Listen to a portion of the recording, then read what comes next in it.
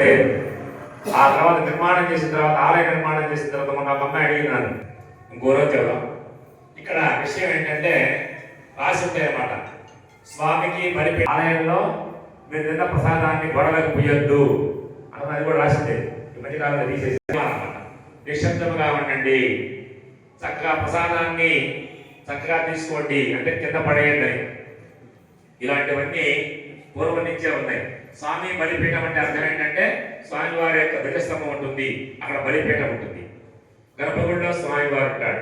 ఈ మధ్య పోతుంటే బాబాయ్ గారు కూడా వద్దనేవాళ్ళు, అటు పోకూడదమ్మా అనేవాళ్ళు. అర్థం ఏంటంటే ఏదన్నా అర్చకులు ఏదన్నా తీసుకొని తిరగడం తప్పితే మనం ఆ పక్క నుంచి ఈ పక్కకు పోకూడదని ఒక పద్ధతి ఉందన్నమాట. ధ్వజస్తంభం దాటే రావాలి. ఒక్కోసారి ఆలయంలో ప్రదక్షిణ చేసేటప్పుడు ప్రదక్షిణ అయిపోయినాక సాష్టాంగ నమస్కారం చేస్తారు.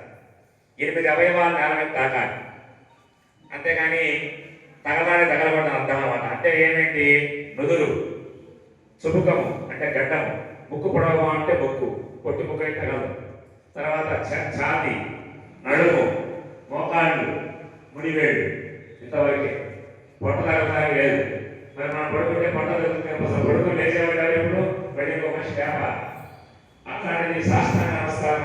ఆడవాళ్ళకి చేయాలంటే అర్థ నమస్కారం, అంటే గోపాల నుంచి పదహారు వచ్చి నమస్కారం తప్పితే ప్రారంభమైంది. వాళ్ళని కడుతూ ఉన్నారు. అప్పట్లో ఇంజనీర్లు ఉన్నారు, ఇప్పుడు ఇంజనీర్ కాదు, అప్పుడు ఇంకా గొప్ప ఇంజనీర్లు ఉన్నారు. ఎవరయ్యా వాడితే మైందుడు, దివిదుడు అనేటువంటి వాడు ఉన్నారు. ఇద్దరు కూడా వాళ్ళు కోతుల రూపంలో ఉన్నారు, కానీ వాళ్ళు కోతులు కాదు.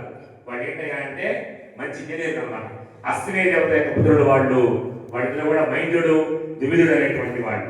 ఎక్కడ ఆంజనేయ స్వామి ఆలయం ఉంటే బయట కాపలా ఉంటే వాడు ఎవరయ్యా అంటే వాడిద్దరే, మైందుడు, దివిదుడు.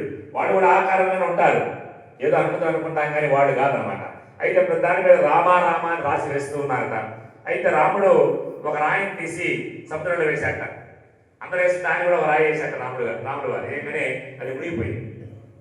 మునగంగానే అందరూ చూసినటువంటి వాళ్ళు నవ్వుతారు అనుకున్నాడు ఆయన. రాముడు అడిగారట, మీరు వేస్తే రాళ్ళు చేరుతున్నాయే, నేను వేస్తే మునిగిపోయిన అడిగాట.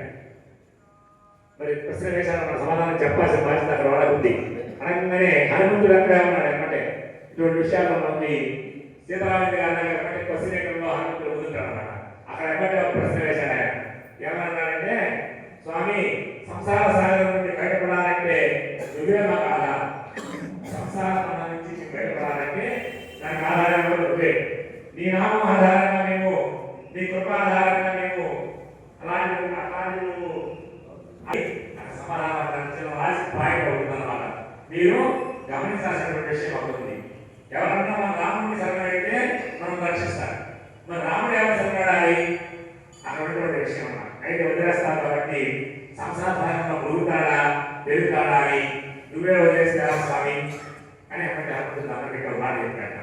మేము మీ నామాన్ని ఆశ్రయించాము కాబట్టి ఈ రాళ్ళన్నీ పెరుగుతున్నాయి. అలాగనే జాల వాడి చేప పెడితే కనుక చేప పెట్టినట్టు భావిస్తున్నాడు. ఏ చేప అయితే జాల కాళ్ళ దగ్గర ఉంటాయో అవి వాళ్ళలో పడవు. జాల కాళ్ళ దగ్గర ఏవైతే ఉంటాయో చేపలు అవి పడవు, వాళ్ళు దూరంగా ఉన్న చేపలే పడతాయి. దీని అర్థం ఏంటంటే ఎవరైతే రాముల వారిని పాదాలను ఆశ్రయించి ఉంటారో, రాముల వారి పాదాలను ఎప్పుడు పట్టుకుని ఉంటారో, ఎవరు ఆశ్రయించి ఉంటారో వారిని విధిలో చిక్కకుండా ఉంటారు. ఎవరైతే రాముల జపాన్ని ఆశ్రయించి ఉంటారో వాడు తప్పకుండా బహుబంధాలకు లోనవుతారని దీని యొక్క అర్థం అన్నమాట.